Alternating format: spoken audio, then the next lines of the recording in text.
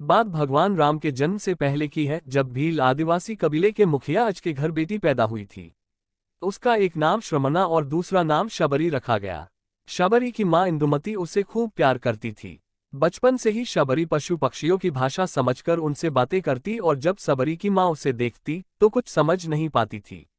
कुछ समय बाद एक पंडित ने शबरी के परिवार को बताया कि वो आगे चलकर सन्यासी बन सकती है। इस बात का पता चलते ही शबरी के पिता ने उसका रिश्ता तय कर दिया। जैसे ही शादी का दिन नजदीक आया, शबरी के घर वालों ने खूब सारी बकरियां और अन्य जानवर घर के पास लाकर बांध दिए।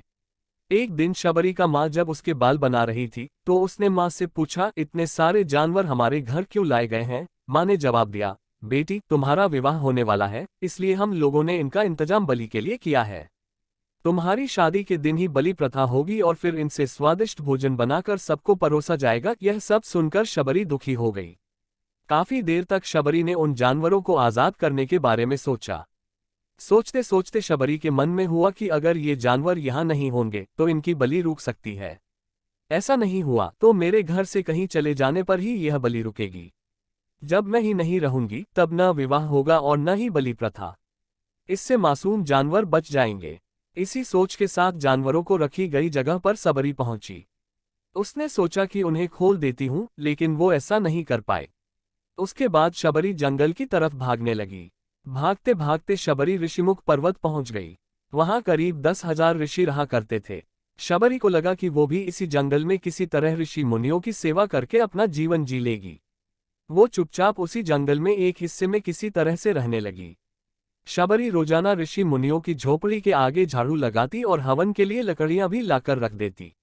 ऋषि मुनियों को समझ नहीं आ रहा था कि जंगल में उनके काम अपने आप कैसे हो रहे हैं। एक दिन शबरी को किसी ऋषि ने देख लिया। उसे देखते ही उसका परिचय पूछा। जैसे ही शबरी ने बताया कि वो भील आदिवासी परिवार से संबंध रखती है तो उसे ऋषियों ने खूब डांट लगाई। शबरी को इस बात का बिल्कुल भी पता नहीं था कि उसकी जाति छोटी है और उसे ऋषियों द्वारा जाति की वजह अपमान सहन करना पड़ेगा। इतना सब होने के बाद भी शबरी हर ऋषि मुनि के दरवाजे पहुंचती और उनके आंगन में झाड़ू लगाकर उनसे गुरु दीक्षा देने के लिए कहती। हर कोई शबरी को उसकी जाति की वजह से अपने आश्रम से भगा देता था। ऐसा होते होते काफी समय बीत गया। उसके बाद शबरी मतन ऋषि की कुटिया में पहुंची। वहां पहुंचकर मतन ऋषि को शबरी ने बताया कि वो उनसे गुरु दीक्षा लेना चाहती है। उन्होंने खुशी खुशी उसे अपने गुरुकुल में रहने दिया और भगवान से जुड़ा ज्ञान देते रहे। शबरी ने भी अपने गुरु मतन ऋषि की सेवा करने में कोई कसर नहीं छोड़ी। वो गुरुकुल के भी सारे काम करती थी। शबरी से खुश होकर मतन ऋषि ने उसे बेटी मान लिया था। समय के साथ मतन ऋषि का शरीर बूढ़ा हो गया। उन्होंने एक दिन शबरी को अपने पास बुलाया और कहा, बेटी मैं अपना देह त्यागना चाह रहा हूँ। बहुत साल हो गए इस शरीर में रहते रहते। शबरी ने दुखी मन से कहा, आपके ही सहारे मैं इस जंगल में रह पाई हूँ। आप ही चले जाएंगे तो मैं जीकर क्या करूँगी? आप अपने संग मुझे भी ले जाए, मैं भी देह त्याग दूंगी। मतन ऋषि ने जवाब दिया, बेटी तुम्हें चिंता करने की जरूरत नहीं है।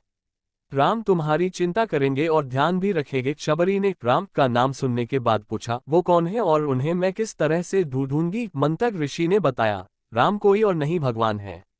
वो तुम्हें सारे अच्छे कर्मों का फल देंगे। तुम्हें उन्हें ढूंढने की कोई जरूरत नहीं है। वो एक दिन खुद तुम्हें खोजते हुए इस कुटिया में आएंगे और तुम्हें उनके हाथों ही मोक्ष मिलेगा। तब तक तुम इसी आश्रम में रहो। इतना कहते ही मंतक ऋषि ने अपना शरीर त्याग दिया। शबरी के मन में मंतक ऋषि के जाने के बाद से एक ही बात थी कि भगवान राम स्वयं उससे मिलने आएंगे। वो रोज भगवान राम से मिलने के लिए बाग से अच्छे अच्छे फूल लाकर पूरा आश्रम सजाती और भगवान के लिए बेर तोड़कर लाती। भगवान के लिए बेर चुनते हुए शबरी उन्हें चख लेती थी ताकि भगवान वो सिर्फ मीठे बेर ही दे। रोजाना शबरी इसी तरह भगवान के दर्शन की आस में फूल और बेर इकट्ठा करती रहती थी। इसी तरह इंतजार में कई साल बीत गए। शबरी का शरीर एकदम वृद्ध हो गया। एक दिन आश्रम के पास के ही तालाब में शबरी पानी लेने के लिए गई। तभी पास के ही एक ऋषि ने उसे अछूत कहते हुए वहां से भागने के लिए कहा और एक पत्थर मार दिया। वो पत्थर जब शबरी को लगा तो उसे चोट लगी और खून बहने लगा। बहते हुए खून की एक बूंद उसी तालाब के पानी में गिर गई। तभी पूरा तालाब का पानी खून में बदल गया। ये सब होता देखकर ऋषि ने शबरी को ही डांटा और कहा कि पापीन तुम्हारी वजह से पूरा पानी खराब हो गया। रोज ऋषि उस पानी को साफ करने के लिए अपनी कई तरह की विद्याओं का इस्तेमाल करते कई सारे जतन करने के बाद भी कुछ नहीं हुआ। फिर उन्होंने गंगा जैसी कई पवित्र नदियों का जल भी उस तालाब में डाला, फिर भी तालाब का पानी साफ नहीं हो पाया और वो खून जैसा ही रहा। कई सालों तक तालाब के पानी को साफ करने की कोशिश के बाद भी कुछ काम नहीं आया, तो ऋषि ने थककर सब कुछ छोड़ दिया। इस घटना के कई सालों के बाद भगवान राम अपनी पत्नी सीता के हरण के बाद उन्हें ढूंढते हुए उसी तालाब के पास पहुंचे। ऋषि मुनियों ने उन्हें पहचान लिया। भगवान को वहां देखकर ऋषियों ने तालाब का पानी साफ करने के लिए भगवान को अपने पैर उसमें डालने के लिए कहा, लेकिन पानी जैसे का तैसा ही था।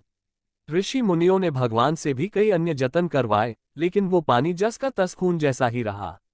तब भगवान ने ऋषियों से पानी के रक्त में बदलने की कहानी पूछी। तब ऋषि ने शबरी को पत्थर मारने वाली सारी बात बता दी।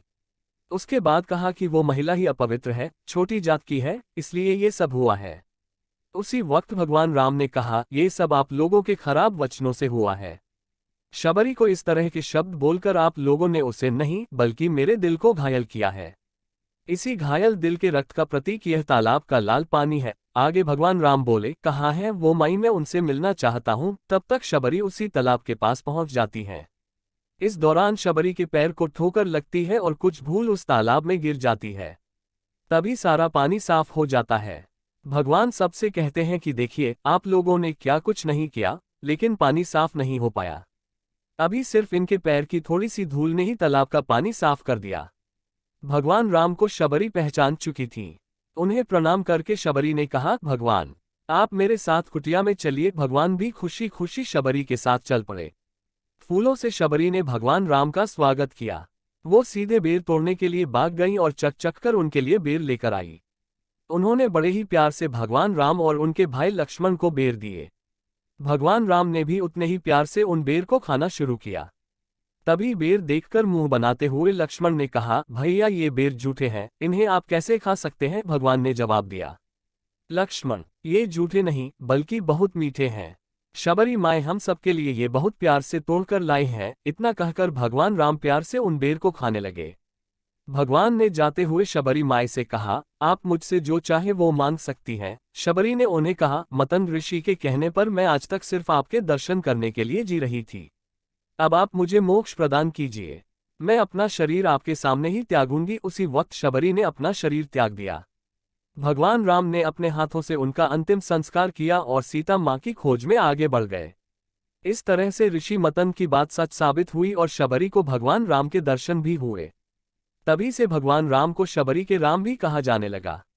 इस कथा से हमें ये सीख मिलती है कि अगर इंसान के अंदर सच्ची श्रद्धा हो तो भगवान के दर्शन जरूर होते हैं। जय श्री राम।